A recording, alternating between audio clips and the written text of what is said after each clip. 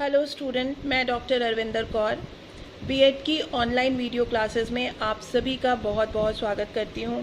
Dear student, जैसा कि आप मुझे जानते हैं कि आप मेरे साथ नॉलेज एंड कैरिकुलम में यूनिट 2 की पढ़ाई कर रहे हैं और यूनिट 2 की पढ़ाई में नॉलेज एंड कैरिकुलम में हम काफ़ी कुछ जान चुके हैं। आज जो टॉपिक खास करके हम पढ़ेंगे वो है बिलीफ एंड ट्रुथ। ठीक है, पिछले वीडियो में हमने ये देखा था इन्फॉर्मेशन और नॉलेज में क्या फ़र्क है, क्या डिफरेंसेस हैं इन दोनों के बीच में। और आज के वीडियो में हमारा आज का टॉपिक है बिलीफ क्या होता है, ट्रुथ क्या होता है, यानी कि विश्वास क्या होता है और सत्य क्या है।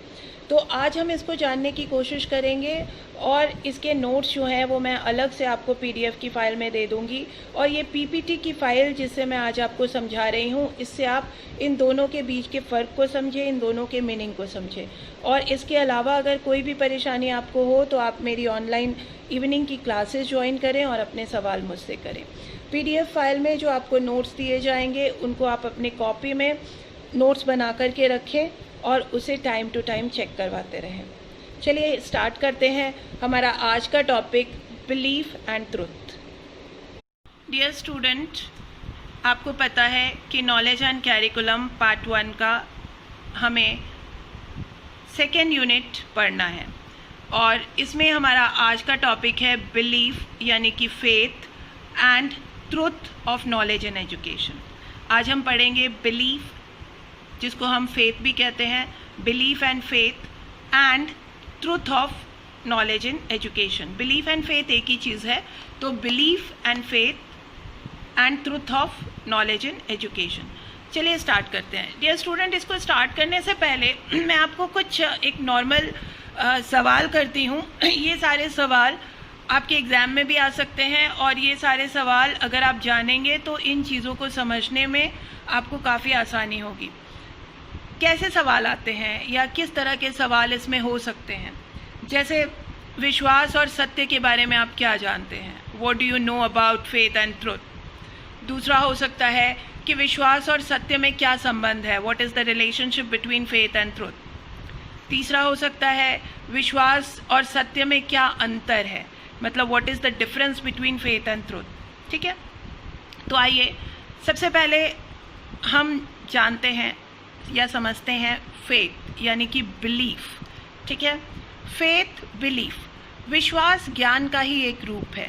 Faith is a form of knowledge.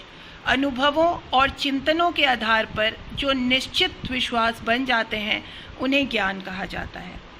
The definite believes that are formed on the basis of experience and concern are called knowledge. Belief का क्या मतलब होता है, विश्वास का क्या मतलब होता है। हम किसी चीज़ पर विश्वास करते हैं, बिलीव करते हैं, वो सत्य है या नहीं, हम उस पे ना जा कर के हम ये मान लेते हैं कि वो सत्य है। ठीक है, विश्वास को ज्ञान तभी कह सकते हैं जब उसमें सत्यता का प्रमाण हो। ठीक है, फेथ को हम तभी नॉलेज कह सकते हैं जबकि उसमें एविडेंस ऑफ ट्रुथ हो। ठीक है, जो हम विश्वास करते हैं जरूरी नहीं है कि वो सत्य हो। ठीक है, तो कहने का मतलब ये है कि हमारा विश्वास हमारा सच होता है, वो पूरा सच है या नहीं, इस पे एक बहुत बड़ा प्रश्न चिन्ह कायम है। अगर हम विश्वास की परिभाषा को समझें यानी कि बिलीफ की परिभाषा को जानने की कोशिश करें तो देखिए, एडी ब्रुजुल ने कहा है कि विश्वास को मानसिक क्रिया या अवस्था ना मानकर उसे वृत्ति मानते हैं। मतलब faith to be a form of mental activity rather than a state of mind। ठीक है, रसेल के अनुसार क्या है, विश्वास मानसिक और शारीरिक दोनों स्थितियों को प्रमाणित मेल है। मतलब ये कि faith as a proven combination of both mental and physical condition. और वेबस्टर के अनुसार विश्वास किसी वस्तु की सत्यता की मानसिक स्वीकृति होता है। मतलब faith is the mental acceptance of the truth of something.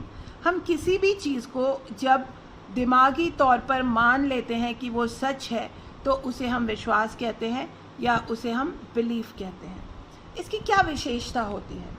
विश्वास जो होता है, विश्वास की स्थिति में निरपेक्ष सत्यता आवश्यक नहीं है।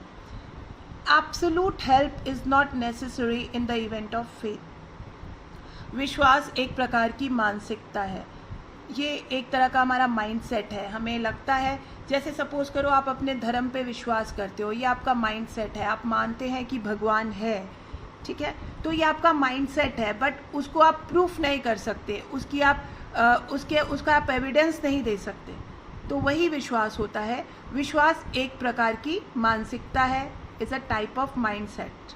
यह मानसिकता किसी तथ्य को स्वीकार करने की है।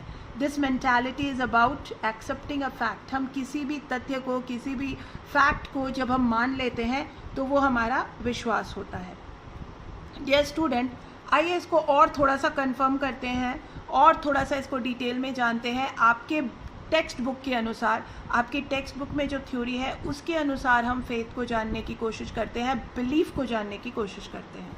ये देखिए, बिलीफ यानी कि विश्वास। विश्वास मन की एक स्थिति है जिसमें एक व्यक्ति सोचता है कि कुछ मामले या तथ्य ऐसे होते हैं जिन्हें तथ्यात्मक साक्ष्यों के माध्यम से सिद्ध नहीं किया जा सकता है, बल्कि वो केवल अनुभवजन्य होते हैं।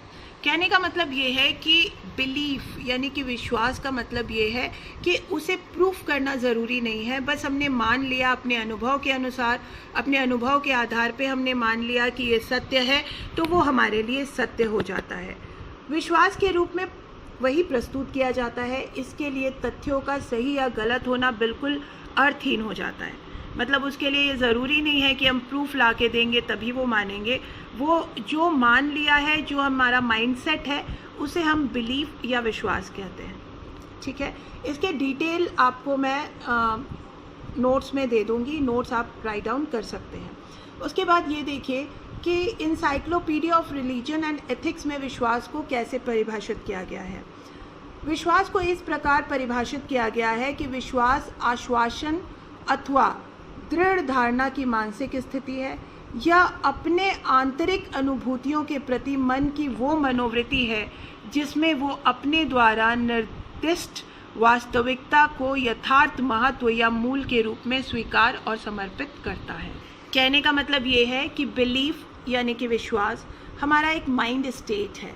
हम अपने आप को एश्योरेंस देते हैं, हमारा एटीट्यूड है, हमारे माइंड का एक एटीट्यूड है जो कि हमें अपने एक्सपीरियंस से मिलता है, और हम इस बात को एक्सेप्ट कर लेते हैं कि यही रियलिटी है, यही यथार्थ है, यही सही है, यही सच है। उसके लिए हम प्रमाण नहीं खोजते हैं, या उसके लिए जब ऐसा नहीं है कि जब तक हमें वो पूरा प्रमाण नहीं मिलेगा हम विश्वास नहीं करेंगे। ये हमारे पुराने अनुभव हैं या हमारे पूर्वजों के अनुभव हैं जिस पे हम विश्वास करते हैं, और जो हमारा बिलीफ बन चुका है, और ये सदियों से ये बिलीफ बना हुआ है।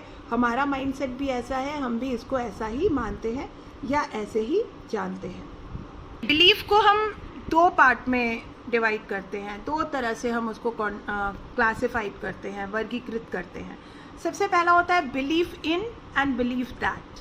बिलीफ इन का मतलब होता है कि जैसे सपोज कीजिए कि किसी मानव अथवा ईश्वर में विश्वास को बिलीफ इन कहते हैं। आपको किसी पे विश्वास है, आपको ईश्वर में विश्वास है, ये बिलीफ इन है। और किसी प्रतिज्ञाप्ति में विश्वास को हम बिलीफ दैट कहते हैं। बिलीफ इन जो है वो मानव और ईश्वर के प्रति प्रवृत्ति हो सकती है, और बिलीफ दैट जो है वो प्रतिज्ञाप्ति की प्रति प्रवृत्ति है। मतलब जो हमें दिख रहा है, जो हमने देखा, जो हमने पढ़ा, जो हमने जाना, उसकी प्रवृत्ति को हमने मान लिया, ठीक है। और जब बिलीफ इन है, बिलीफ इन का मतलब ये है किसी मानव में हमारा विश्वास हो, किसी ईश्वर में अगर हमारा विश्वास है, जिस ईश्वर में विश्वास है उसे हम बिलीफ इन कहते हैं। तो बिलीफ इन और बिलीफ दैट में मूल भेद क्या है? इन दोनों में फ़र्क ये है कि बिलीफ इन जो है वो तर्क से परे है, उसमें किसी भी तरह का तर्क नहीं है। आप भगवान को मानते हैं, इसमें कोई तर्क नहीं दिया जा सकता, लेकिन बिलीफ दैट में तर्क दिया जाता है, इसमें तर्क के लिए स्थान है और ये तार्किक होता है। तो ये है बिलीफ इन और belief that. Dear student, importance of belief, इसके मैं आपको नोट्स दे दूंगी, आप नोट डाउन कर सकते हैं। आइए अब हम ट्रुथ के बारे में बात करते हैं। सत्य क्या है? सत्य एक भाव है, ठीक है, जो निश्चलता, पवित्रता, अहिंसा का प्रतीक है। कहने का मतलब ये है कि सत्य एक भाव है, एक ऐसी चीज़ है जिसमें कि हम रियलिटी देखते हैं, जिसमें कि हम जेन्युइनिटी देखते हैं। जो चीज़ें जेन्युइन है, जो चीज़ें सही हैं, उसे हम सत्य कहते हैं। जैसे कि हिंसा, कपट, चोरी, परिग्रहण, काम वासना, क्रोध, अहंकार, हीन भावना, भय, ये सब गलत है, तो इसे हम असत्य आचरण कहते हैं।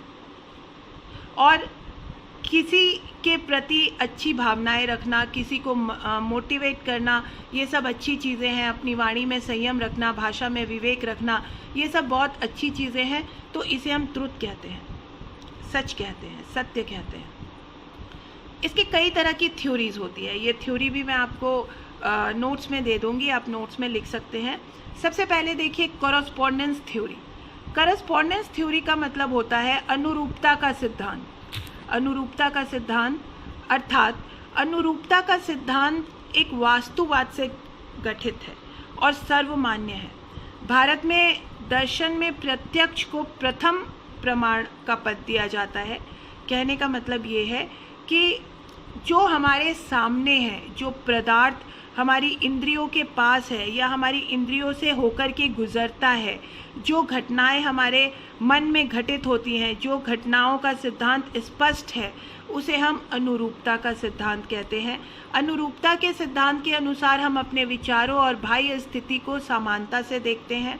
हमारे जो विचार हैं और हमारी जो बाहर की स्थिति है वो स्पष्ट हमें बोध होती है, इसीलिए हम उसे अनुरूप कहते हैं। मतलब जो हमारे मन में बोध हो रहा है वही बाहर बोध होता है, वही बाहर घटित होता है, तो उसे हम अनुरूपता का सिद्धांत कहते हैं।